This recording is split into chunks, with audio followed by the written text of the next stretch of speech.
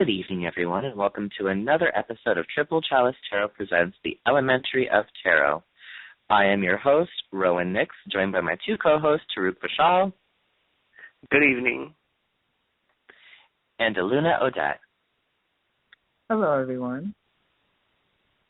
And tonight we are finally starting the Major Arcana, the one that started it all with the tarot cards. We're going to be going through every single one, giving you our take on each of it. And tonight we start at the beginning, a very good place to start, with the Fool card. In the Major Arcana, this is usually depicted as somebody standing on the precipice of a cliff. It's generally a man, but in many decks it is also a woman. It can be either. And the person is gaily walking along, not noticing anything, and literally about to walk right off the cliff, which in a way symbolizes the delving into the subconscious and exploring the inner themes of life, which is what the Major Arcana represents. Let's start with Taruk. Taruk, what does the Major Arcana represent for you? Well, the Major Arcana to me symbolizes just the 360 of life. It starts with the Fool, which is the beginning of life, and you see it just tracking down different situations that come across in someone's life. So I see it as a microcosm of life in general, of the universe, actually. The tarot and the Major Arcana itself is a microcosm of the universe. That's what I see it as. Very, very true. Aluna, what about you? What can you give us about the Major Arcana? Well, with the Major Arcana, like you both said, it displays the grand scheme of things, the necessary lessons that we learn as our soul is brought here, starting with the Fool and its sort of innocent incarnation and the limitless possibilities. But we see the spiritual journey and evolution of the soul in the major events and the major archetypes that are depicted within the Major Arcana. So yeah, it's the big guys, it's the big guns. Very true, and I like how you both brought up that this deals with like major universal life issues. The Minor Arcana is really more of the finer points. Am I going to get that job that I want? Am I going to get that lover that I want? Da-da-da-da-da. Whereas the Major Arcana is you need to worry about this in your life. You need to look within yourself, or you need to bring this together. And in the case of the Fool, it talks about taking chances and taking risks. The Fool is the beginning. It is the new journey. You could compare it to the new moon as far as moon cycles go, dawn if we're talking about the sun. This is the beginning of it all. And in a lot of cases, we're in situations where we are not aware that we're about to start something new, but it becomes readily apparent to us through a series of events, either unfortunate or very fortunate, depending on how you look at it. Taruk, do you see this as a more positive card or a negative card? What's your take on the Fool? I think this is a very positive card. The Fool is the beginning. It is that new path.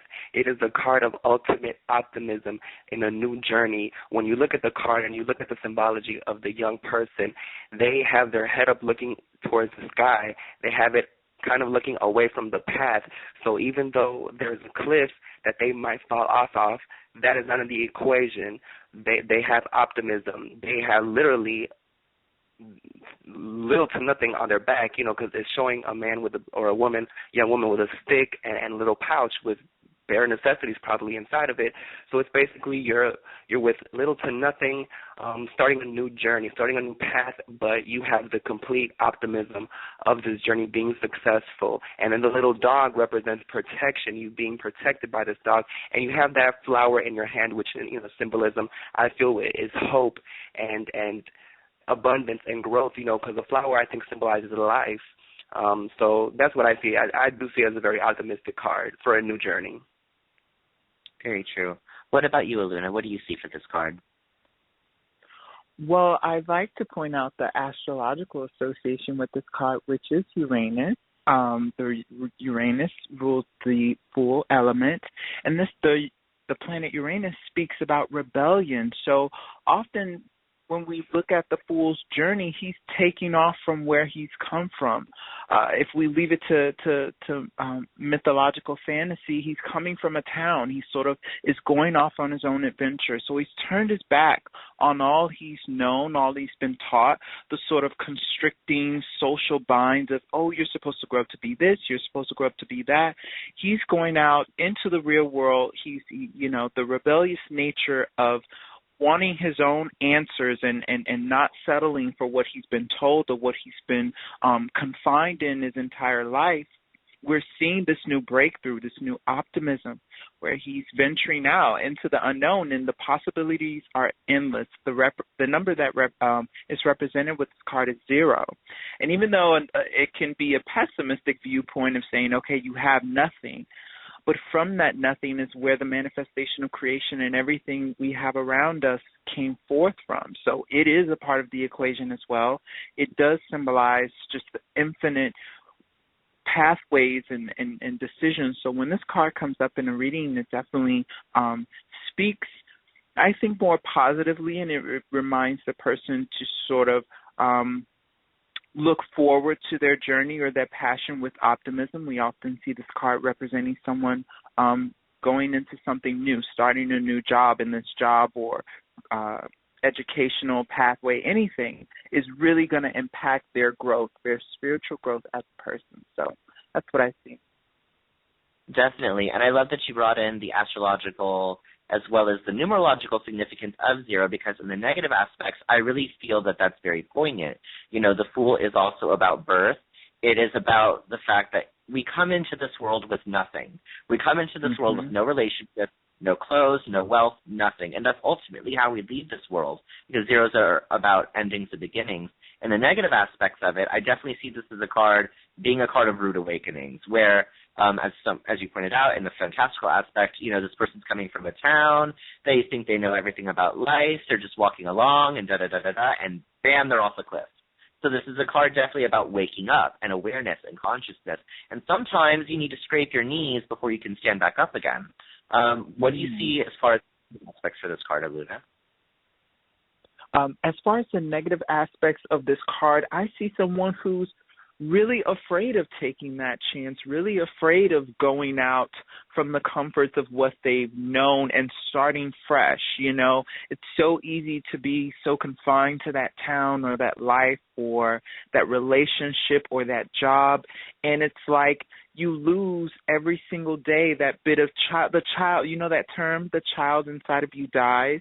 That is what I see with the negative aspect of the Fool, because you're constantly bombarding that fresh spirit, like you said, coming into this world without anything, no clothes, no wealth, no social constructs, and constantly bombarding that child with, oh, well, you can't do this because, you've been doing this all your life, or you can't do this because you have a commitment to this. So seeing this in the negative aspect, I'm definitely seeing someone who's really cut off from their inner child. They're really cut off from just the openness to new enthusiasm and new ideas and stretching in a new direction for their spiritual growth, because this is a major arcana. So that's what I see in the negative, definitely.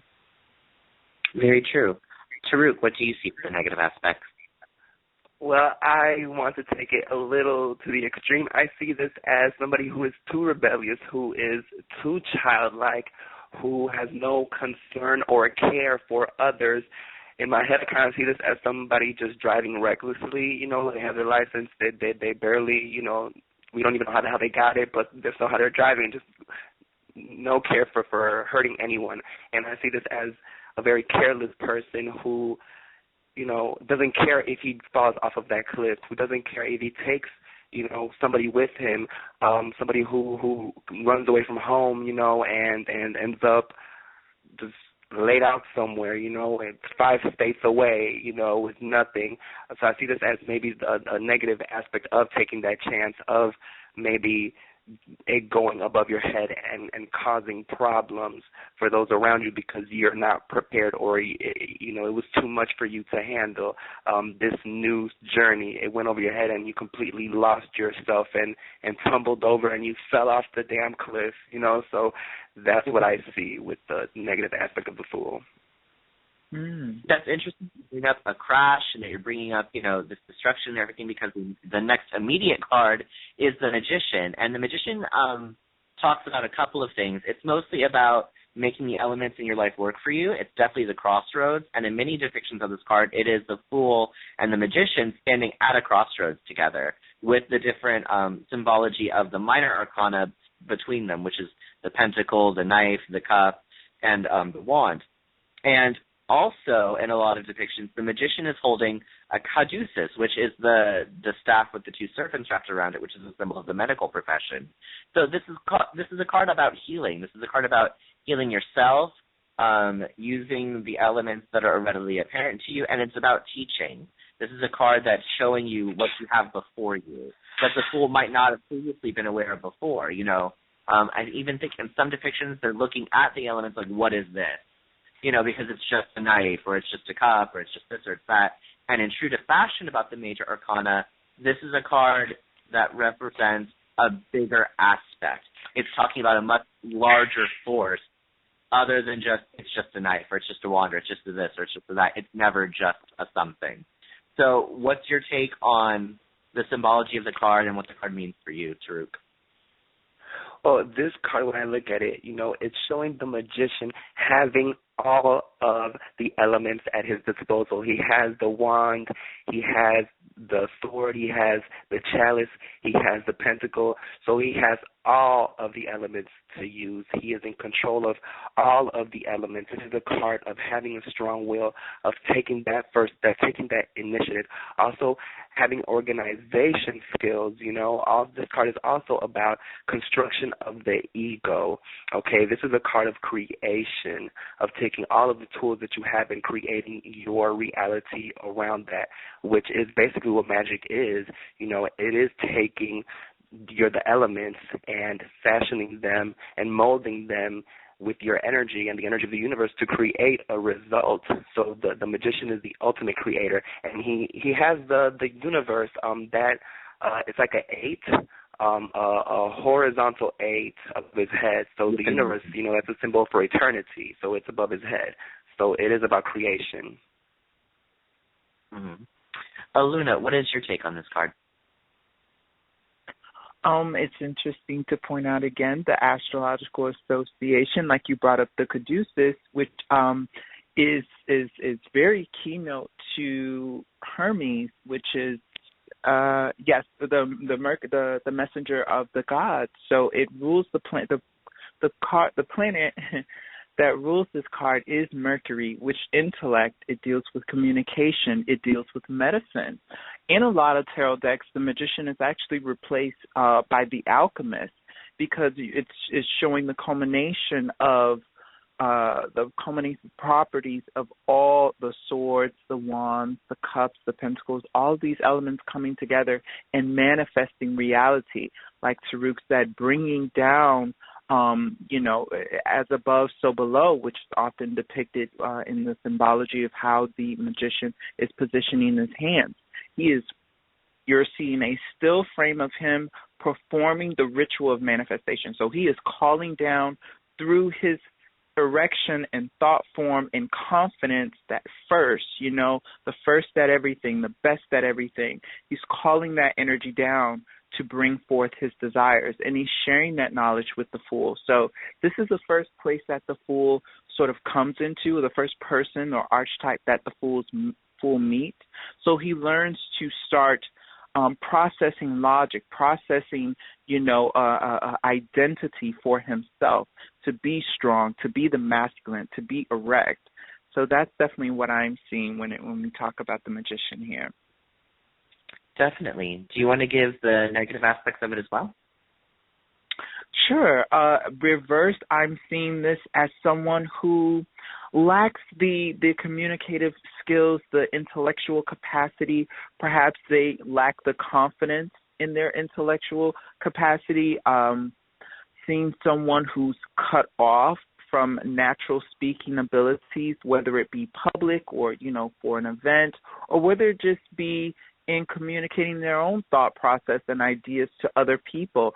And I know it may sound really easy, like just, get in there and just say how you feel or it's really, and bring the facts and say what's really on your mind. But a lot of times you need to bring facts as well to prove your point. A lot of times if you are disorganized, like Taruk was saying, this card speaks about organization skills. If you are disorganized and you don't have any sort of fluid thought process or fluid way of communicating that thought process, then that's definitely going to be shown in a reflection by the magician being reversed, because there's a disconnection there, is what I'm seeing in the reversal. Very true. What about you, Taruk? What do you see in the reversal of this card? For the reversal for the magician, I see somebody who's a fraud, somebody who is a good liar, somebody who can manipulate you psychologically, somebody who has a good talk game, who abuses their magician powers, somebody who, can steal, somebody who's a thief, basically. So it's just, a negative type of person who is egotistical, who is full of himself, who likes to brag a lot, somebody who's pompous, but this card can also be somebody who doesn't know how to use their ability, somebody who doesn't know how to use what's at their disposal, who has these gifts, who has these tools at their feet, and yet they don't know what to do with them, So that's what I see with the magician. Definitely, and I like that you took it to sort of like a carnival magician, like what everybody usually thinks of when they think of a magician. They think of a person, doing sleight of hand and tricks and all of this other stuff. But I definitely could see that as well. In my experience, when I've gotten card in reversal before, it usually indicates a lack of knowledge. It indicates an ineptitude, because the magician upright represents mastery. It represents mastery of the self and of the four elements. So in the reverse, I definitely get that it's somebody that can't make anything manifest for themselves. It's somebody that doesn't know what the heck to do. They have all of these tools in front of them, and they can't see the forest for the trees. They're so blinded by the instruments that they lose the art. Because we're talking about tarot, we're talking about magic and all this other stuff. It is about an art. It's less of a science. So it could even be somebody that's almost too scientifically minded, which I believe Mercury rules over too, but correct me if I'm wrong. Are we ready to move on to the Empress, the third card? Yes. Well, the High Priestess. Are you sure? I thought the Empress was the third. No? Well, we're moving to the second, so it's the High Priestess. Oh, that's right. Okay, so we can move on to the High Priestess. If you're looking at many depictions of this, you're usually seeing a woman seated on a throne and a dark pillar to her left and a white pillar to her right and a field in the background. So this is really about a person that is seeking their subconscious, is seeking answers, is seeking connection to the spiritual realm. The High Priestess talks about bringing the forces of positive and light together, and she stands in the gray area between to give answers and knowledge, etc. When I've gotten this card in my readings in the past, it usually indicates that somebody needs to look within themselves, needs to sit in silence and meditation and let the universe speak to them. This is a very spiritual card, and a lot of people that are psychics, that are mediums, that do work in the craft, get this card as an indicator of their abilities if they previously were not aware of it before, or didn't have a name for it, let's say. I've gotten this card when I'm reading another witch, and they didn't tell me that they were a witch, and I'm reading it, and I'm like, why did you lie to me? And, they're always surprised by it, but it really is an indicator in that way of people that practice the art. Aluna, what do you see in this card?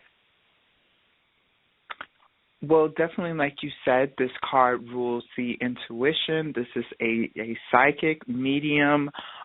Pretty much if you are talking to someone who is psychically gifted, this card primarily will come up if it's dealing with, who they are or a question about their character. This card is the feminine, whereas in the magician we saw the masculine and the sort logical aspect. when we see the high priestess and she comes into a reading, oftentimes she's telling us to put the logic aside. Sometimes we have to be trusting in the wisdom of our intuition, that gut feeling, going with, okay, well, this person didn't feel too right to me. This person didn't feel, key words on that, not a lot of times given by fact, because sometimes we don't get all the facts laid out straight before us. But how many times have we been in situations where we look back on and we're like, my stomach told me not to pick that answer, or my stomach told me, or my spirit, or my guides, or this little voice inside my head. So when the high priestess comes up, a lot of times for a person who isn't psychically inclined, it's a reminder to them to not be so anti-supernatural, not to be so factual, constantly needing facts. Oh, I don't believe in astrology. Oh, I don't believe it. It's like, just because you don't believe in it doesn't mean that the aspect of those laws are not affecting all of us. We have to be humble, and seeing the high priestess, how she's seated and she's receiving, she's in a receptive mode. So we have to be humble and be willing to receive from the universe, because if not, she'll kick your butt, okay, truth be told. And that's what I see with the high priestess. Definitely, she is the mystery of life, the great unknown, that which cannot be named. Taruk, what do you see in the aspects of the upright position? Well, I think Aluna pretty much said everything that needed to be said about the high priestess. I mean, she is about wisdom. Yeah, she's wisdom, intuition. She's about empathy. She's about receptiveness, about receiving, about paying attention to your subconscious, to your inner voice, to that voice inside of your head that speaks to you. Like Luna said, that gut feeling. In my African deck, the high priestess, she actually has a broken sword on the floor, which, like Luna also said, it's about that logic. The sword symbolizes logic, so it's breaking that logic, breaking that male side and paying attention to the feminine, to the female aspect of oneself, the divine feminine of the universe, which is about receiving, about letting things inside of you, letting things in, come through you. So, yeah, that's what I see with the high priestess. Mm-hmm. Definitely. You want to take it to the negative aspects as well? Well, the negative aspect of the high priestess, I see this as somebody not listening to their inner voice, somebody who is in denial of the feminine within them, their feminine aspects. They are rejecting the femininity. They are rejecting their dreams. They are rejecting that inner voice. They are letting false things take, it's kind of like this saying, fear is false evidence appearing real. So you're letting the false evidence appear real to you. You are letting negativity take over you. So you're paying attention to that instead of listening to your true voice. So that's what I see with the high priestess reversed. Definitely. Well, Luna, what is your take on the negative aspects of this card? Well, in the negative, like Taruk was saying, this is someone who is completely cut off from their higher self, completely cut off and living a very mundane life, okay? So really no aspect of being aware of their dreams, taking into consideration their dreams. They look at things like dreams and signs and visions and feelings as just something very backstage. And even though it is on the backstage, because we're talking about the intuition and the receptiveness, it is also a tool and a mechanism that allows for spiritual growth. So this in the reversal is saying you're completely cut off from that, and you're finding yourself in just the stagnation of living logically, constantly just in a pursuit of facts. I need facts. And I mean, yes, facts can prove a lot, but there are still so many things that are left to the unknown, and still so many devices to the whims of the universe that we won't even perceive in our lifetime. So again, this card speaks about being receptive in humbleness. The female, she's seated in humbleness, and she's, in a meditative state. So a person in reversal, they're not into meditation. They're not into their physical awareness. A person who could be out of shape and depressed, going through a lack of real understanding of themselves on a deeper level. It's what I'm seeing in the reversal, definitely. Very true. When I've gotten this card in reversal before, I will say that it's about unmasking people. It's definitely come up in several instances where I've been doing a reading on myself, and it talks about people not being who they say they are. It's about appearances because the High Priestess does represent mystery. She also represents the different phases of the moon, and nobody knows what's on the other side of the moon. And in that way, it is a warning that the person or persons or whomever it is that you're dealing with is not who they say they are. It is not accurately them. You need to listen to your gut. You need to listen to your inner voice because it is not as it appears to be, for sure. Moving along to the Empress, which is one of my favorite cards, which is probably why I wanted to jump there so quickly. The Empress of the Major Arcana represents the physical realm. She represents the earth itself, and in a lot of cases she's presented as an earth mother. I know in the Rider-Waite deck she's sitting down on a throne, and she has like a crown of stars, and she has a shield with the Venusian symbol on it. And it's all about the physical pleasures of the earth. The Empress rules over the dominion of the earth, of the seasons, of change, of the months, of the year, etc. So it's definitely about bringing cycles into your life and knowing that if you may be going through something terrible, the Empress is a sign that you're about to experience a time of fertility, of fecundity, of manifesting your dreams and desires. The seeds that were planted in the Magician card are now harvesting. They're now coming up for you. So, Taruk, why don't you start us off with your interpretation of this card? Well, the Empress has to do with fertility. It has to do with abundance. It has to do with creativity, imagination. It has to do with love. This card has to do with nature. The Empress is the mother of the earth, okay? She is in charge of the animals.